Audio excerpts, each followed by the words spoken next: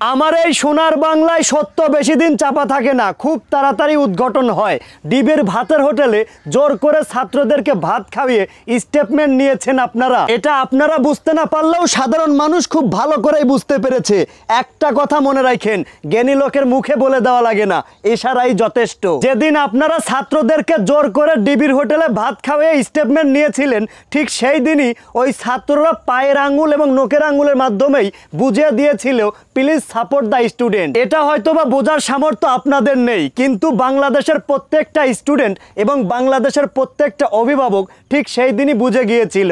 আজকে তো সেই সত্যটা উদ্ঘাটন হলোই। কি বলেন আপনারা? আজকে ডিবিও নেই, ডিবির ভাতের হোটেলও নেই, কিন্তু সেই ছাত্ররা এখনো রয়েছে, আগামীতেও থাকবে ইনশাল্লাহ। কিন্তু মাঝে মধ্যেই আপনারা একটা জিনিস ভুলে যান, পাওয়ার অফ স্টুডেন্ট বলে একটা কথা রয়েছে। ছাত্ররা যদি হারতেই শিখতো, তাহলে আজকে আমাদের মাতৃভাষা বাংলা থাকতো না, উর্দুই থাকতো। 1952 সালে এই ছাত্রদের কারণেই আমরা আমাদের মাতৃভাষা বাংলা ভাষাটা পেয়েছিলাম। দেখেন, আজকে আবার শত হাজার স্টুডেন্টের রক্তের বিনিময়ে এই কোটামুক্ত বাংলাদেশ গড়তে সক্ষম হলেন ছাত্র সমাজ। এই ছাত্রদেরকে আর কত দামিয়ে রাখার চেষ্টা করবেন আপনারা? যে ছাত্রদের জীবনের বিনিময়ে এই স্বাধীনতা পেয়েছেন আপনারা, যে ছাত্রদের জীবনের বিনিময়ে এই বাংলা ভাষাটা পেয়েছেন আপনারা, আজকে সেই ছাত্রদের বুকে গুলি চালাইতে আপনাদের কি বিন্দু পরিমাণে দ্বিধাবোধ হয় না?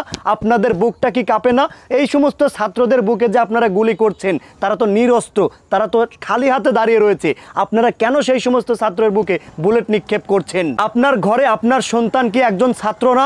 এই ছাত্ররা যে আন্দোলনটা জানাচ্ছে, এটা তো আপনার সন্তানের জন্যও জানাচ্ছে, এই আন্দোলনটা তো আপনার নাতিপুতির জন্যও জানাচ্ছে। তাহলে তাদের বুকে কেন বুলেট নিক্ষেপ করেন? এই ছাত্ররা তো নিজেদের ব্যক্তিগত স্বার্থ হাসিল করার জন্য জীবন দিচ্ছে না। এই ছাত্ররা যে দাবিটি জানিয়েছে, সেটা হচ্ছে ন্যায্য দাবি, হক হালালি অথেন্টিক রিয়েল দাবি। যে কারণে আমি মনে করি আপনাদের বুকে বুলেট নিক্ষেপ না করে আরও সহযোগিতা করা উচিত। আশা করি আপনাদেরকে বুঝাইতে পেরেছি। তো আজ এ পর্যন্তই। দেখা হচ্ছে আমার আগামী যে কোনো একটা গুরুত্বপূর্ণ ভিডিও নিয়ে। সে পর্যন্ত সকলে ভালো থাকবেন, সুস্থ থাকবেন, হাসিম ভাইয়ের সঙ্গে যুক্ত থাকবেন। আল্লাহ হাফেজ।